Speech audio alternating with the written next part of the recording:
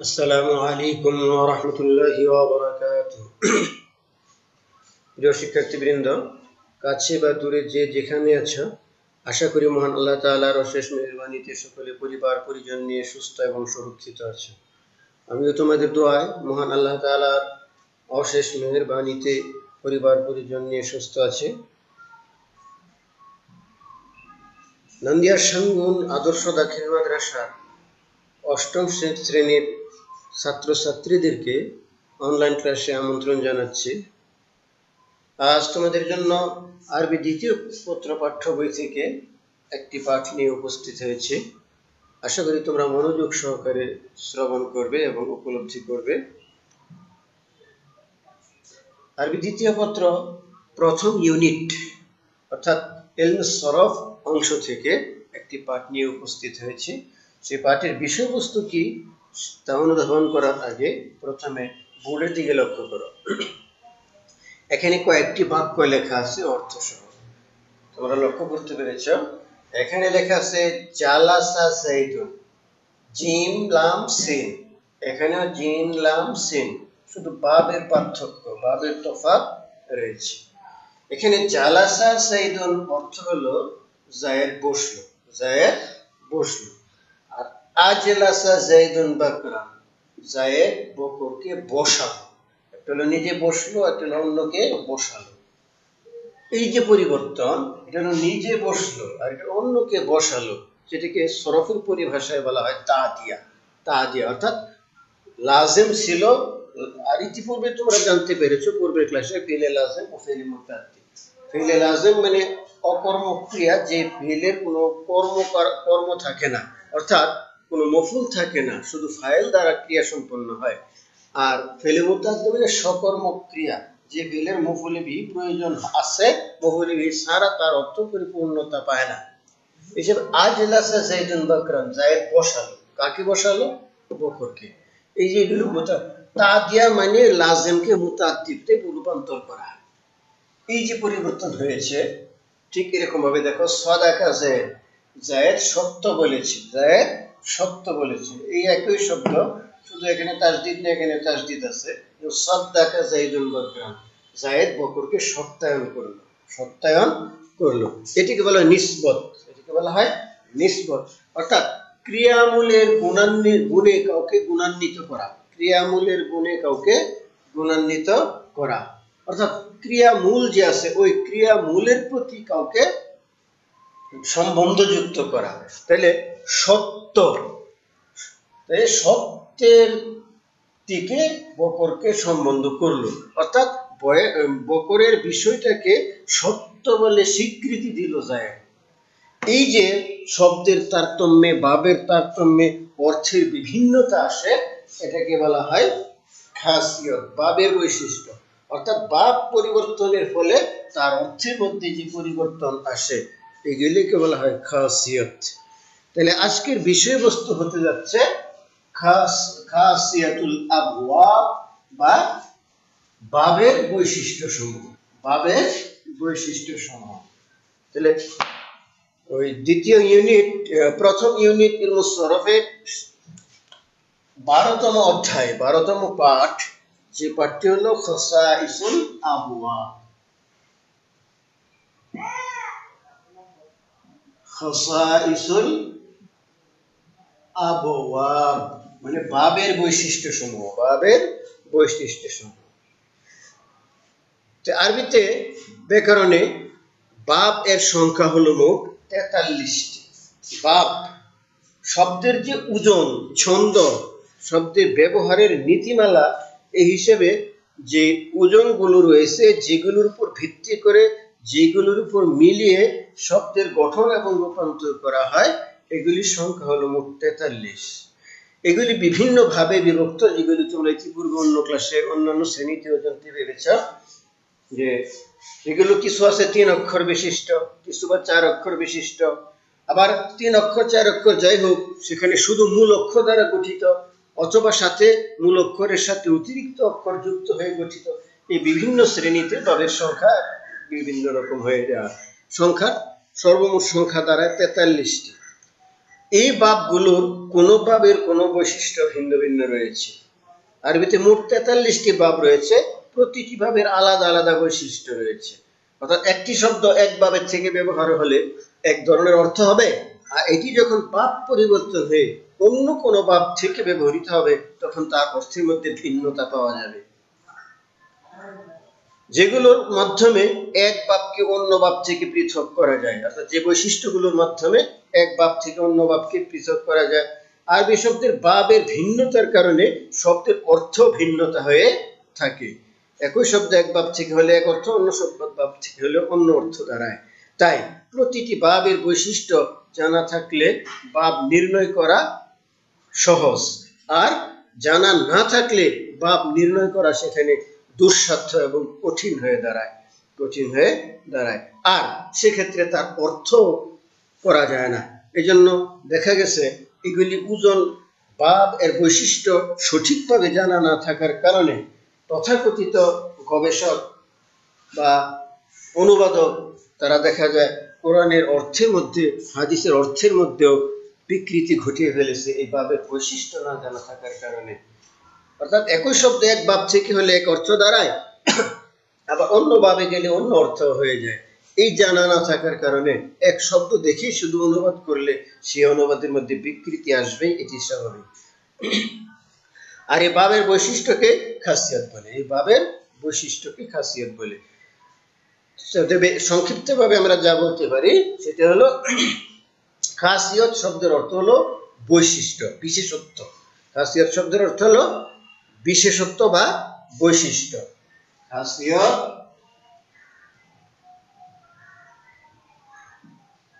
খাসিয়ত শব্দের অর্থ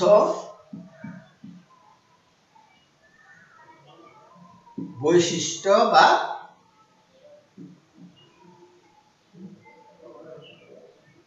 বিশেষত্ব, বৈশিষ্ট্য বা বিশেষত্ব। আর পরিভাষায় বাব এর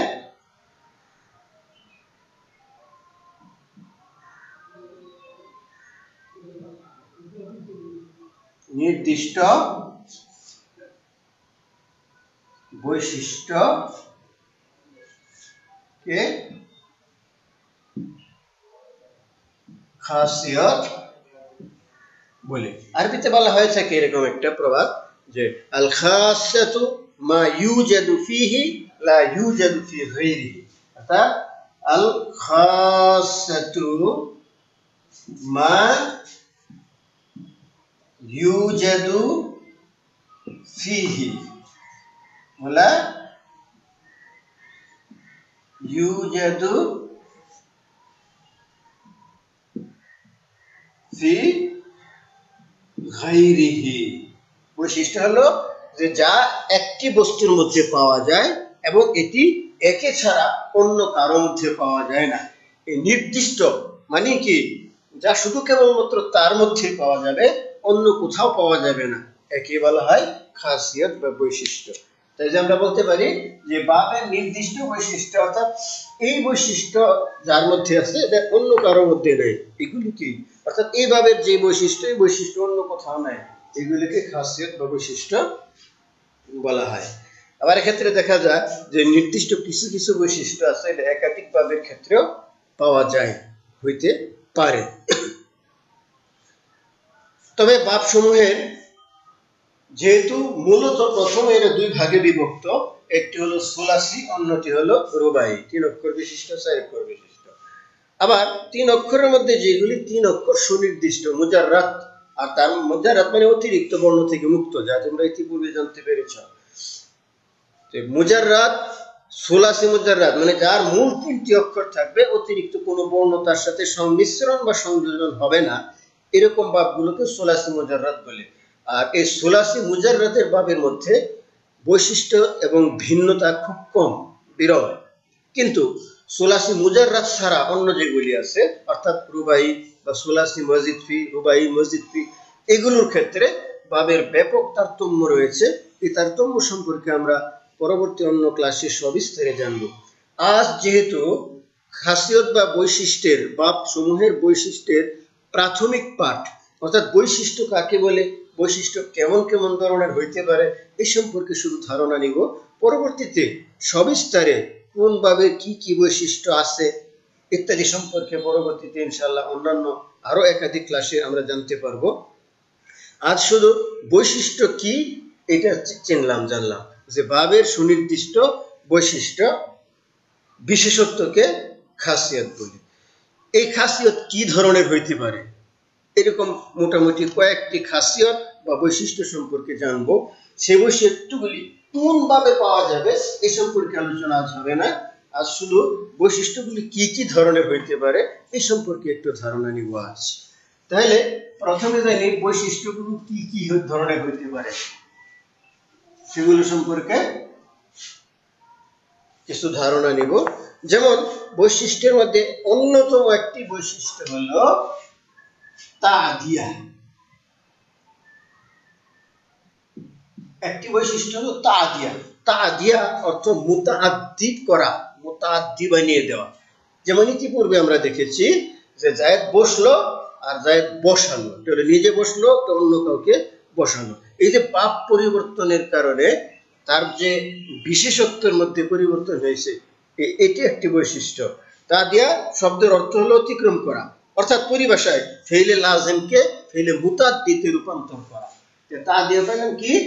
তাদিয়া মানে ফেইলে লাজিমকে ফেইলে মুতাআদ্দি করে দেওয়া, ফেইলে লাজিমকে ফেইলে মুতাআদ্দি বানিয়ে দেওয়া। অর্থাৎ যে ফেইলের ইতিপূর্বে মফুলের প্রয়োজন ছিল না, শুধু ফাইল দ্বারা পূর্ণ হয়েছে, সেই ফেইলগুলো এখন আর নিজে নিজে পূর্ণ হবে না, তার মফুলের প্রয়োজন হবে।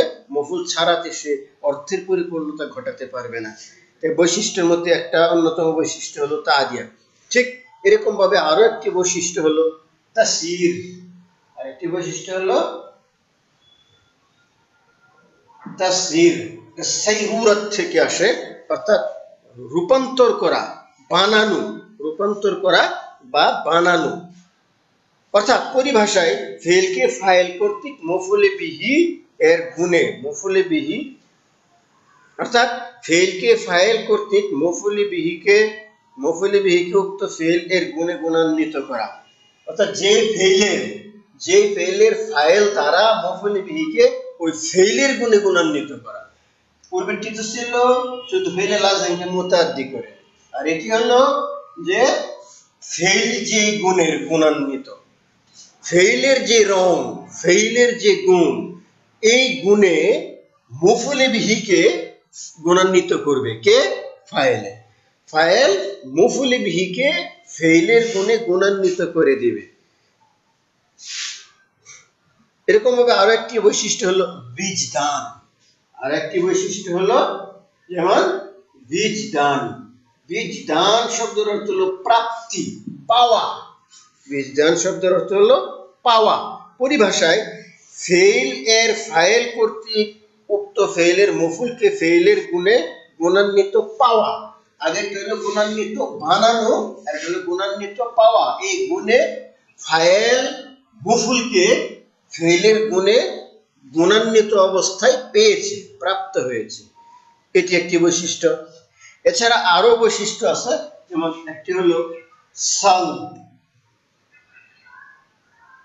সালব শব্দের অর্থ হলো ছিনতাই, ছিনিয়ে নেওয়া, দূর করা।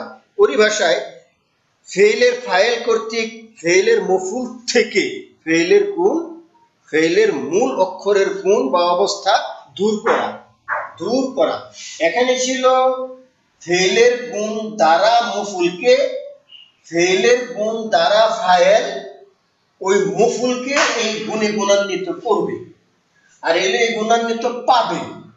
আর এটা হলো ফাইল কর্তৃক মফুলে বিহির থেকে ফেইলের যে মূল অর্থ আছে সেই মূল অর্থকে দূর করবে, সেই মূল অর্থ থেকে মুক্ত করবে। এখানে ছিল মূল অক্ষরের গুণে গুণান্বিত করবে, আর এটা হলো মূল অক্ষরের গুণ থেকে মুক্ত করবে। অর্থাৎ বিপরীত মেরু, বিপরীত অর্থ বোঝাবে। যে গুণে পাওয়ার কথা ছিল সেই গুণ থেকে তাকে মুক্ত করবে। ঠিক এরকম ভাবে আরো একটি বৈশিষ্ট্য আছে, যেমন বুলুগ। বুলুগ শব্দের অর্থ হলো পৌঁছা বা পৌঁছানো, পৌঁছা বা পৌঁছানো। পরিভাষায় এরকমই ফাইল কর্তৃক ফাইল উক্ত ফেলের মূল অক্ষরের স্থানে বা সময়ে পৌঁছা। যেমন সাব্বাহতু, আমি সকালবেলা পৌঁছে, সুবাহ, সাব্বাহতু সুবেহ থেকে এসেছে সকাল, আর সাব্বাহতু আমি সকালবেলায় পৌঁছেছি, আমি সকালবেলায় পৌঁছেছি। অর্থাৎ ফেইলের যে মূল অক্ষর, ওই মূল অক্ষরের যে অর্থ, ওইটি কোন স্থান বা সময়কে নির্দেশ করবে, কোন স্থান বা সময়কে নির্দেশ করবে। অর্থাৎ মূল অক্ষর দ্বারা যে স্থান বা সময়কে ইঙ্গিত করে, ফাইল ওই স্থান বা সময়ে পৌঁছেছে, ওই স্থানে পৌঁছেছে বা ওই সময়ে পৌঁছেছে, এমন দিক নির্দেশনা দিবে। এরপরে আরো কিছু বৈশিষ্ট্য আছে, যেমন আগে ঠিক আছে তাসয়ির, এরকম এখানে একটা আছে সাইরুরাত। মূল ধাতু দুটির একটি, দুইটার মূল ধাতু একই, অর্থ হলো হওয়া। তাসয়ির অর্থ হলো বানানো, আর সাইরুর অর্থ হলো কি হওয়া। পরিভাষায় কোন ফেল এর ফাইল এর উক্ত ফেইলের মূল অক্ষরের গুণে গুণান্বিত হওয়া বা মূল অক্ষরের স্থানে বা সময়ে কোনো কিছুর অধিকারী হওয়া। এটি ছিল মূল অক্ষরের গুণে গুণান্বিত করবে মফুলকে, আর হলো মূল অক্ষরের গুণে ফাইল নিজে গুণান্বিত হবে, মূল অক্ষরের গুণে। ঠিক এরকম আরো একটি বৈশিষ্ট্য আছে যাকে বলা হয় মুবালাগা, মানে আধিক্য। মুবালাগা, যার অর্থ হলো আধিক্য, ব্যাপকতা, অতীত। পরিভাষায় কোন ফেইলের ফাইল এর উক্ত ফেইলের মূল অক্ষরের পরিমাণে বা অবস্থায় অধিক হওয়াকে মুবালাগা বলে। অর্থাৎ মূল অক্ষরের যে পরিমাণ ছিল, মূল অক্ষরের যে অর্থ, সে অর্থের আধিক্যতা তার মধ্যে বুঝাবে, ব্যাপকতা বুঝাবে, বেশি হারে বোঝাবে। ঠিক এরকম ভাবে আরো একটি বৈশিষ্ট্য আছে যাকে বলা ইবতেদা। ইবতেদা হলো সূচনা, শুরু। ইবতেদা শব্দের অর্থ হলো সূচনা বা শুরু। পরিভাষায় কোন ফেইলে সুলাসি মজিদ ফি এর কোন বাব থেকে ব্যবহার শুরু হওয়া বা সুলাসি মজিদ ফি এর কোন বাব থেকে নতুন অর্থে শুরু হওয়াকে ইবতেদা বলে। অর্থাৎ এটা কখনো দেখা যায় এমন যে মুতাআদ্দি ছিল কিন্তু এখন সেটা লাজিমে পরিণত হয়েছে, অথবা কখনো এরকম হয় যে এখান থেকেই, মানে যে স্থান বা সময় ওইখান থেকে শুরু, এটা বোঝানোর জন্য ব্যবহৃত হয়ে থাকে। আরো একটি বৈশিষ্ট্য আছে, যেমন কাসর শব্দের অর্থ হলো সংক্ষেপ। যেমন কসর নামাজের ক্ষেত্রে আমরা বলে থাকি সংক্ষেপ করা। পরিভাষায় ফেলকে সংক্ষিপ্ত আকারে ব্যবহার করা কাসর বলে। যেমন একটা আছে তাসবিহকে আমি বললাম যে সাব্বাহতু, আমি সুবহানাল্লাহ পড়লাম, আমি সুবহানাল্লাহ। সাব্বাহতু শব্দের অর্থ হলো সুবহানাল্লাহ পড়া।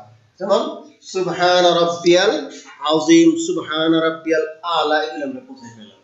যেমন সাব্বিহ ইসমা রাব্বিকাল আলা, সাব্বিহ মানে সুবহানাল্লাহ বলো, আমার আদেশসূচক ক্রিয়া। সাব্বিহ মানে সুবহানাল্লাহ বলো। এ থেকে আমরা নামাজে পড়তে হয় সুবহান রাব্বিয়াল আযীম, সুবহান রাব্বিয়াল আলা ইত্যাদি।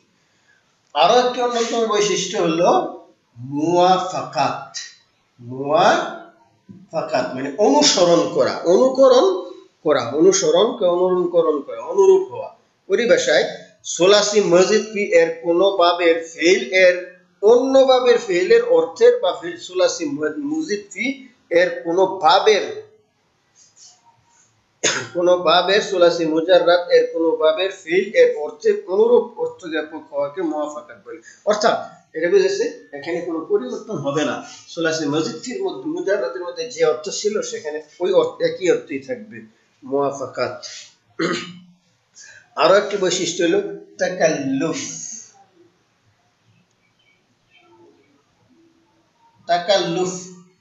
শব্দের অর্থ হলো কষ্ট, কষ্ট থেকে এসেছে বানোয়াট, অর্থাৎ কোনো কিছুর নিজের মধ্যে যেই গুণ নাই, যেমন অভিনয়ের ক্ষেত্রে শিল্পীরা করে থাকে, যেমন হাসার অভিনয়, সেখানে মূলত তার কোনো হাসি আসছে না, কিন্তু বানাওয়াটি হাসি, অভিনয়ের হাসি।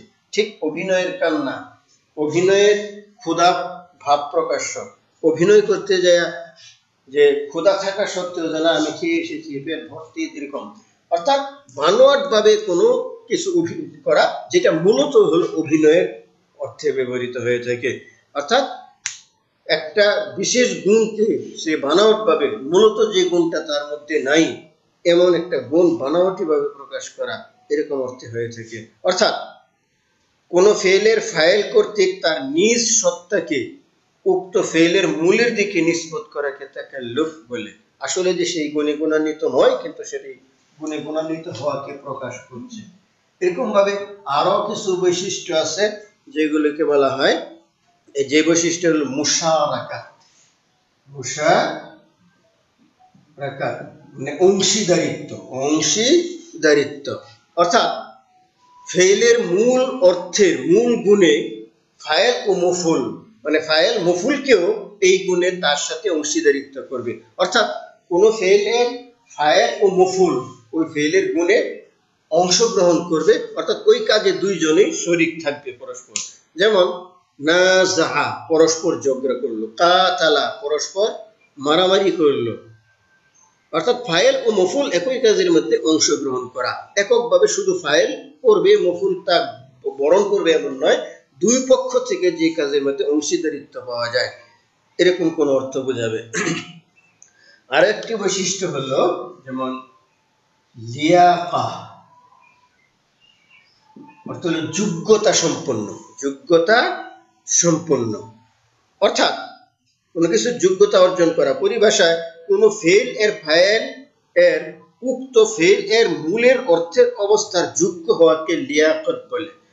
অর্থাৎ ফেলের মূল অক্ষরের যে অর্থ রয়েছে, ফাইল ওই অর্থের যোগ্যতা সম্পন্ন হওয়া, এমন বোঝাবে। আরো একটি অন্যতম বৈশিষ্ট্য হলো যেমন তলব। তলব অর্থ হলো চাওয়া, কামনা করা, চাওয়া বা কামনা করা। অর্থাৎ ফাইল কর্তৃক ফেইলের মূল অর্থ কারো কাছ থেকে চাওয়া বা প্রার্থনা করা। যেমন নাসারা অর্থ হলো সাহায্য করা। এখন যদি কি বলে ইস্তানসারা, আমি সাহায্য চাইলাম, ইস্তানসারা সাহায্য চাইলো বা আমি সাহায্য প্রার্থনা করলাম, এরকম শব্দ যেগুলি যে মূল অক্ষরের যে অর্থ আছে সেই অর্থকে কামনা করা বা চাওয়া, এর কি বলা হয় তলব। আরো একটি অন্যতম বৈশিষ্ট্য আছে যেমন ইত্তিখাজ। ইত্তিখাজ অর্থ হলো গঠন করা, গ্রহণ করা, গ্রহণ করা। পরিভাষায় ফেল এর ফাইল কর্তৃক মফুলে বিহিকে উক্ত ফেলের মূল হিসেবে গ্রহণ করা, গ্রহণ করা। এইগুলো হলো মোটামুটি ভাবে বৈশিষ্ট্য সম্পর্কে প্রাথমিক ধারণা। আজকে প্রাথমিক ধারণা কি পাইলাম, যে বৈশিষ্ট্য কাকে বলে, বৈশিষ্ট্য জানার প্রয়োজনীয়তা কি, এবং বৈশিষ্ট্যগুলি কি কি ধরনের সাধারণত হয়ে থাকে। এগুলি হলো বাবের বৈশিষ্ট্য কাকে বলে, বাবের বৈশিষ্ট্য জানার প্রয়োজনীয়তা কি, না জানলে ক্ষতি কি, এগুলি জানলাম। এবং বৈশিষ্ট্যগুলি সাধারণত কি কি ধরনের হয় এগুলো জানলাম। তো পরবর্তীতে অন্য ক্লাসে জানবো কোন বাবের কি কি বৈশিষ্ট্য হয়ে থাকে। এগুলি সাধারণত মূলত বৈশিষ্ট্যগুলি কি কি ধরনের হয়, এই বৈশিষ্ট্যগুলি ধারণা নিলাম। এরপরের ক্লাসে জানবো কোন বাবের জন্য কি বৈশিষ্ট্য ব্যবহার হয়ে থাকে, কোন বাব থেকে আসলে কোন বৈশিষ্ট্য ব্যবহৃত হয়ে থাকে, কিভাবে অর্থ প্রদান করতে হবে ইত্যাদি সম্পর্কে ইনশাআল্লাহ পরবর্তী ক্লাসে জানবো। আজ এ পর্যন্তই। তোমরা সকলেই সুস্থ থাকবে, ভালো থাকবে, সামাজিক দূরত্ব বজায় রেখে এবং স্বাস্থ্যবিধি মেনে ঘরে অবস্থান করবে, বাইরে অহেতুক ঘোরাফেরা চলাফেরা করবে না, এই আশাবাদ ব্যক্ত করে ততক্ষণ পর্যন্ত তোমরা সকলে সুস্থ এবং ভালো থাকো। পরবর্তী ক্লাসের আমন্ত্রণ রেখে আজ এ পর্যন্ত বিদায় নিলাম। আসসালামু আলাইকুম ওয়া রাহমাতুল্লাহি ওয়া বারাকাতুহু।